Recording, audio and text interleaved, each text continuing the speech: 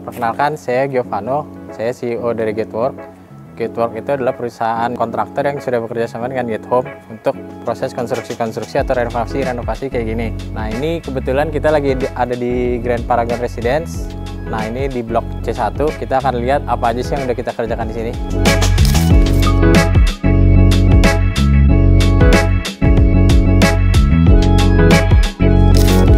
Oke, kita mulai pertama dari carport dulu ya.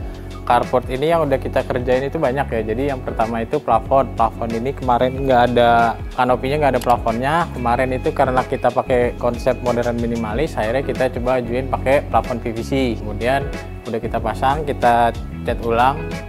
Jadi motif kayu seperti ini, jadi kelihatan lebih bagus kan. Nah, kemudian yang keramik ini kemarin itu masih banyak yang gompal-gompal. Jadi kita angkat semua, kita ganti keramik yang baru dengan motif seperti ini. Kurang lebih ini muat sekitar 2 mobil ya, 2 mobil sama motor lah. Nah, kemudian ini yang batu alam ini kita udah coating ulang semua karena yang sebelumnya itu warnanya udah memudar. Terus sama ini kita pasang lampu tembak, ini bisa nyala atas bawah. Nah, kemudian di bagian taman ini kita rombak semuanya karena sebelumnya banyak pohon-pohon yang mati juga. Akhirnya kita rombak, kita pasang lampu taman, kita kasih dinding pembatas ini biar nanti jadi orang nanam lebih terorganisir. Yuk kita lanjut ke dalam dulu, kita lihat apa aja yang udah dikerjain.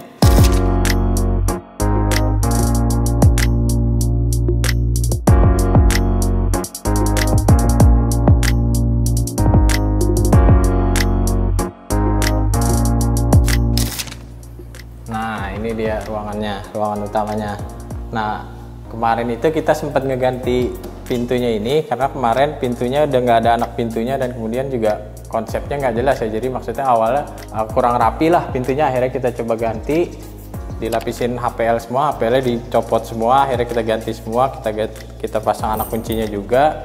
Kemudian dari jendela, karet-karetnya juga kemarin udah banyak yang jamuran.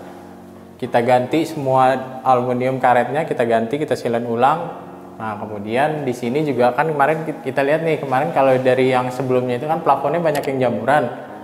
Nah, kita sempat ngajuin untuk karena konsepnya ini modern minimalis, kita sempat ngajuin adanya drop ceiling. Kemudian si owner udah setuju, kita pasang drop ceiling, kemudian dikasih lampu LED sampingnya. Oke, kita masuk ke dapur ya. Nah, ini juga ada nih. Kemarin itu si owner sempat mengajuin untuk pasang aluminium kaca aja. Cuman kita sempat memberi saran kalau misalkan kita pakai aluminium kaca jatuhnya kurang pas karena kan tidak sesuai dengan konsep modern minimalis. Akhirnya kita coba kita ajuin kisi-kisi kayu seperti ini. Ini kayunya kayu meranti, kemudian di melamik. Jadi kelihatan lebih indah sih. Nah, kemudian ini juga ada kitchen set. Kitchen setnya itu di atas bawah, kemudian ini ada rumah untuk kulkas, sini buat untuk naruh kompor segala macam. Nah, di sini awalnya juga ada pompanya itu nongol, pompa yang ada tabungnya gede. Kita coba potong, terus kemudian kita bikin rumah pompanya pakai tutup besi juga. Nah, kemudian untuk ini kan karena atas ini void nih, sayang kalau misalkan dicatnya cuma satu warna. Nah, di sini kita coba mainin di cat yang bertekstur seperti plesteran gitu. Jadi warnanya memang beda sendiri dia. Jadi kelihatan nanti kalau misalkan di sini nanti ada tanaman-tanaman, jadi kelihatan lebih mencolok. Oke, ini kamar mandi tamu. Kamar mandi tamu itu kemarin posisinya dindingnya itu sebenarnya lebih mundur karena dia nggak sejajar awalnya dengan dinding tangganya. Jadi kalau menurut saya kan kurang pas gitu, kurang enak. Akhirnya saya coba ajuin tambahin untuk kemajuan dinding. Kemudian si kloset dalamnya itu awalnya di ujung sana. Kalau dari pandangan saya, sebenarnya dari pengalaman saya, kalau misalkan kloset langsung mengarah ke pintu, itu kalau kata orang Cina feng shui-nya kurang bagus. Akhirnya saya coba ajuin untuk pindah si klosetnya madep ke tembok. Nah, kemudian dengan kita pasang shower seperti ini, jadinya kurang lebih seperti ini. Jadi lebih manusiawi lah. Jadi kalau orang nggak mau menggunakan kloset, nggak harus nunduk di bawah tangga. Oke, kita masuk ke kamar utama. Kamar utama ini nggak banyak juga ya, cuman kita hanya ngecat ulang karena banyak jamurnya di sini. Sama yaitu karet-karet jendelanya kita ganti semua. Kemudian masuk ke kamar mandi. Kamar mandinya kurang lebih seperti ini. Kemarin itu granitnya banyak yang sudah putih-putih segala macam. Akhirnya kita coba bersihin semua, kita ganti klosetnya juga, wastafelnya juga kita ganti, sama shower setnya juga kita pasang. Ya, ini pintu samping juga sama sebenarnya, sama kayak pintu utama, karena dia HPL yang lamanya sudah banyak yang jamuran, kelepas-kelepas. Akhirnya kita copot semua HPL, kita ganti ulang, kita coating ulang. Sama karet-karet semuanya nih, semua karet yang jendela aluminium ini kita ganti semua. Sama ada pengadaan taman lagi sih, taman di samping di luar.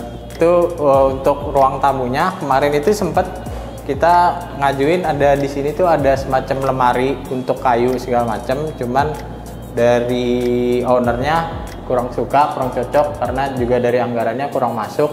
Akhirnya kita biarin aja seperti ini. Nah, kemudian untuk pintunya juga sama ini, pintu-pintu rata-rata semua HPL-nya udah pada ngelupas-ngelupas, kita copot semua, kita ganti. Kemudian juga karet jendelanya juga kita ganti semua. Ayo kita coba ke atas.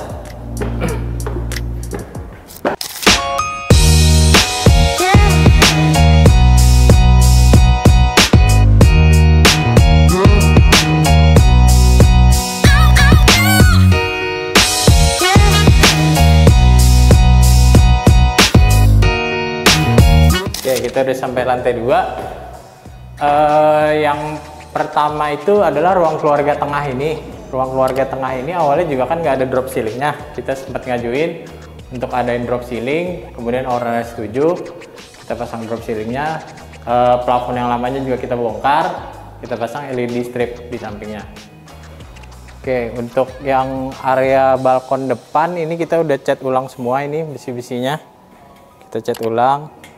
Kemudian juga karet-karet jendela, karet-karet aluminiumnya kita ganti semua.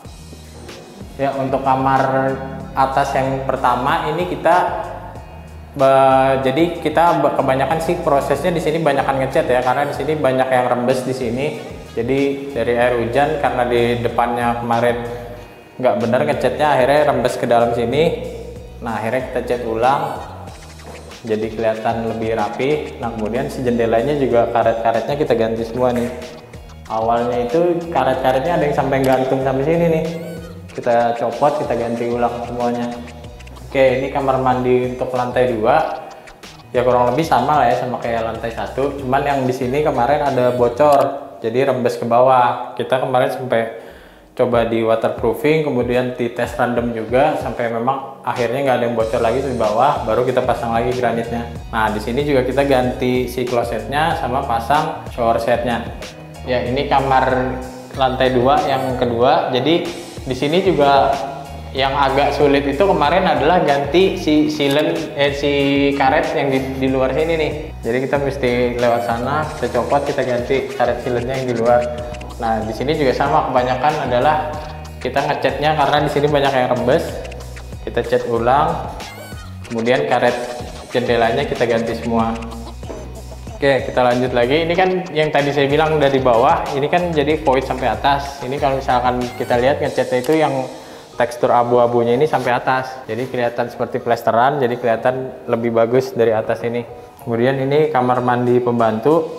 Itu kita di sini hanya mengganti si klosetnya sama jet washernya aja sih. Nah, kemudian di sini itu kemarin juga ada yang rembes sampai bawah. Kemarin itu akhirnya kita coba tes random juga, kita waterproofing juga, sampai memang akhirnya di bawah nggak ada yang rembes lagi. Nah, kemudian di sini ini kamar pembantu, kamar tidur pembantu. Ini kita cuma ganti pintunya aja sih sama karet-karet siletnya. Kalau ini full semua itu kita di angka 100 jutaan. Kalau proses pengerjaannya itu kita kan karena sudah dikontrak itu selama 3 minggu. Nah, jadi ini kita kejar-kejaran nih kemarin. Sampai akhirnya seminggu sebelum deadline itu kita sampai lembur terus-terusan tuh sampai jam 2. Sampai akhirnya tetangga juga pada komen.